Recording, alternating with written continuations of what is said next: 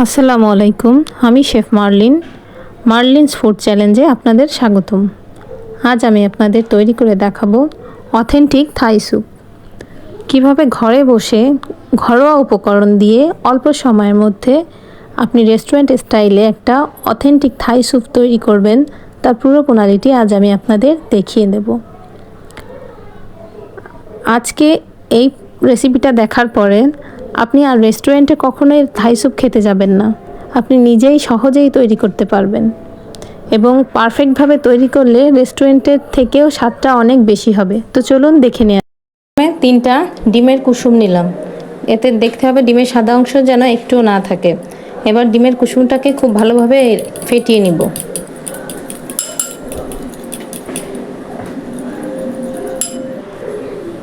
এখন এটা এক সাইডে রেখে দিলাম। এবার আমি যে পাত্রে স্যুপটা রান্না করব সেই পাত্রটা নিলাম। এবার আমি এক সাইডে ফেটিয়ে রাখা ডিমের কুসুমটা দিয়ে দিলাম।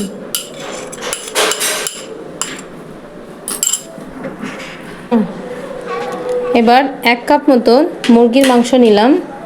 মুরগির মাংস, বুকের মাংসটা আমি এরকম জুলিয়ান কাট করে নিয়েছি।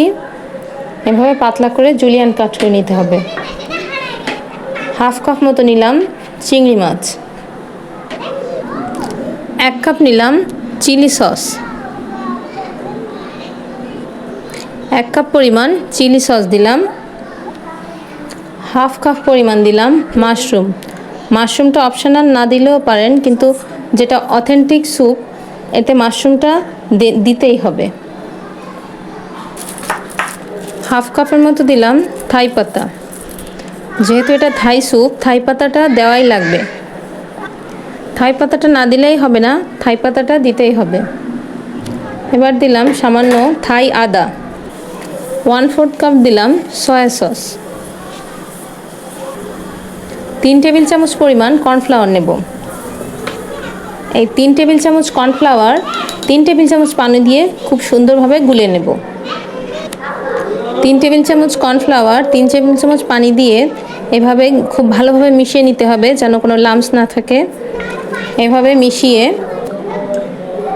এখন আমি এর সাথে অ্যাড করে দিলাম কর্নফ্লাওয়ার পানিটা। এতে 2 টেবিল চামচ পরিমাণ চিনি অ্যাড করব। 2 টেবিল চামচ পরিমাণ চিনি অ্যাড করলাম। এবার 2 টেবিল চামচ পরিমাণ লেবুর রস অ্যাড করলাম। এখন এগুলোকে খুব ভালোভাবে মিশিয়ে নেব। মেশানোটা কিন্তু খুব ভালো হতে হবে। ভালো মেশানো না হলে স্যুপটা কিন্তু পরে ভালো হবে না। তাই এখন মিশানোটাই ভালো হতে হবে। সব কিছু এখন আমি এই মিশ্রণটিতে অ্যাড করব 4 কাপ নর্মাল পানি। যেহেতু এটা পরে আবার জাল হবে, তাই নর্মাল পানিটাই দেওয়াই ভালো। কারণ এখন যদি আমি গরম পানি দেই তাহলে হয়তো ডিমটা দলা পেকে যেতে পারে। তাই 4 কাপ নর্মাল পানিই দিবেন।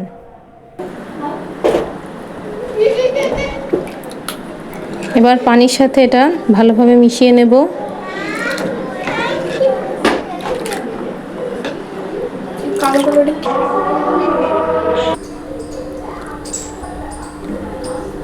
এবার এটাকে চুলায় দিব। চুলার জালটা একটু হাইতে থাকবে এবং অনবরত নাড়তে হবে। যেহেতু ডিম আছে, কর্নফ্লাওয়ার আছে, এটা খুব তাড়াতাড়ি জমে যায়, তাই এটা না থামানো যাবে না, অনবরত নাড়তে হবে। এভাবে অনবরত নাড়তে থাকতে হবে।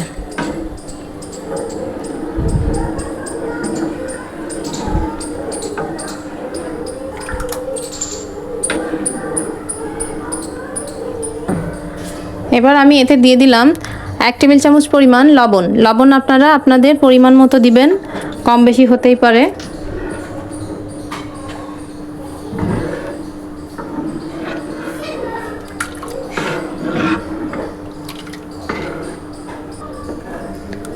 যখন দেখবেন স্যুপের পানিটা একটু ঘন হয়ে আসছে, তখন জালটা একটু কমিয়ে দেবেন। কারণ তখন হাই হিটে রান্না করলে এটা কিন্তু নিচে পুড়ে যেতে পারে। তাই জালটা তখন একটু মিডিয়াম লো হিটে দিবেন এবং নাড়া থামানো যাবে না, অনবরত নাড়তে হবে। অন্তত 10 মিনিটের মতো এটা রান্না করতে হবে, যাতে আমার মাংসটা মাছটা সেদ্ধ হয়।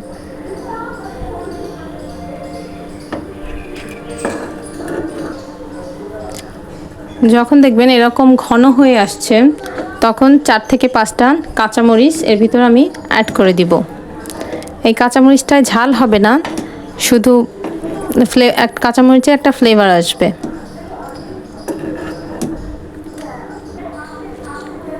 নামানোর আগে দিয়ে দিব আধা চা চামচ কালো গোলমরিচের গুঁড়া।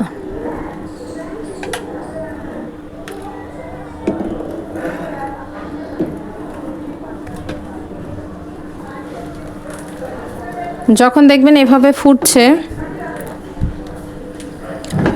আর স্যুপটাও অনেক ঘন হয়ে আসছে, তখন এটা জাল দেওয়ার দরকার হবে না। দেখেন আমার ঘনত্বটা দেখেন কতটা ঘন হয়েছে।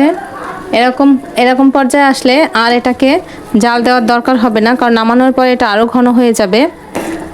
তাই এখন এটাকে আমি নামিয়ে নিব।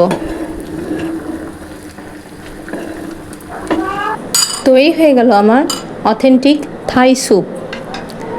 থাই স্যুপটা একেবারে পারফেক্ট হয়েছে কি না সেটা আপনারা বাসায় অবশ্যই ট্রাই করে দেখবেন।